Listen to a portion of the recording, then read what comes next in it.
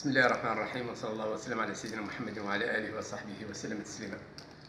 تعيش الصحافة الموريتانية اليوم واقعا بات يتطلب نقابة قوية قادرة على تحمل المسؤولية وأداء الأمانة، وأمامها اليوم فرصة نادرة لانتخاب لائحة الإصلاح بزعامة النقيب محمد سالم ولداه، الذي من خلال برنامجه وضع آليات واضحة تميزت بفهمه لواقع الصحافة وإمكانية تنفيذ برنامجه الطموح. ويشرفني أن أكون من بين مناصري هذه اللائحة ضمن كوكبة من الإعلاميين الموريتانيين الذين آلوا على أنفسهم أن تكون هذه النقابة في المستوى المطلوب وفي تطلعات صحافتنا الوطنية. أخوكم محمد الفتن من القاهرة.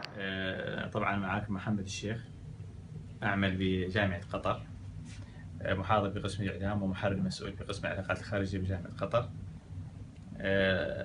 طبعا يهمني أن تتغير حالة الصحافة الموريتانية ويتغير واقعها من الحالة الراهنة إلى حالة أفضل، وذلك من خلال دعمنا للمرشح الصديق العزيز محمد سالم ولداه، مرشح لائحة الإصلاح، الذي أثق في إمكانياته الصحفية وفي قدراته على العمل بجدارة من أجل تغيير الواقع الصحفي، حيث يمتلك خبرة صحفية تزيد على 20 عاما في هذا المجال، كما أنه عضو اتحاد الصحفيين العرب وعضو المجلس التنفيذي لهذا الاتحاد لمدة طويلة. ولا شك أن واقعنا الصحفي بحاجة إلى رجل قوي مثله، وبحاجة إلى برنامج طموح مثل هذا البرنامج، وأنا أثق في أننا سنصل إلى النتيجة المناسبة إن شاء الله، ونحقق للصحافة الموريتانية ما تصبو إليه من أحلام وأمال. والسلام عليكم ورحمة الله وبركاته. محمد سالم ولداهي، صحفي وطالب باحث في كرسي الحضارة الإسلامية وتجديد الفكر الديني في جامعة غرناطة. واقع الصحافة في موريتانيا هو واقع أقل ما يقال عنه أنه واقع مزري وميؤوس منه. مزري بفعل الوضعية التي يعيشها الصحفي نتيجة أنه لا عقود عمل، لا حقوق مادية ولا معنوية، لا مجال لدعم الإبداع الصحفي لدى الشباب، بالإضافة إلى أنه واقع ميؤوس منه. أولا لا توجد إرادة سياسية لانتشار هذا القطاع من أتون الضياع الذي يعيش به، لا توجد إرادة لدى الصحف الجاد للبقاء في الساحة الإعلامية. من هاجر، من ترك القطاع الصحفي واتجه إلى الأعمال الخاصة أو إلى أعمال الدراسات والبحثية.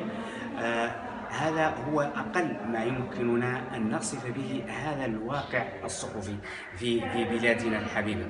أرى أنه بفعل هذه اللائحة الجديدة، وهي اللائحة التي يقودها العميد محمد سالم ولداه، أرى أنه من واقع خبرته في المركز العربي الإفريقي ومن واقع خبرته في مجال الإعلام الورقي من بداية الانفتاح الإعلامي في التسعينات، أرى أنه قادر على انتشال الواقع الصحفي من هذا الضياع.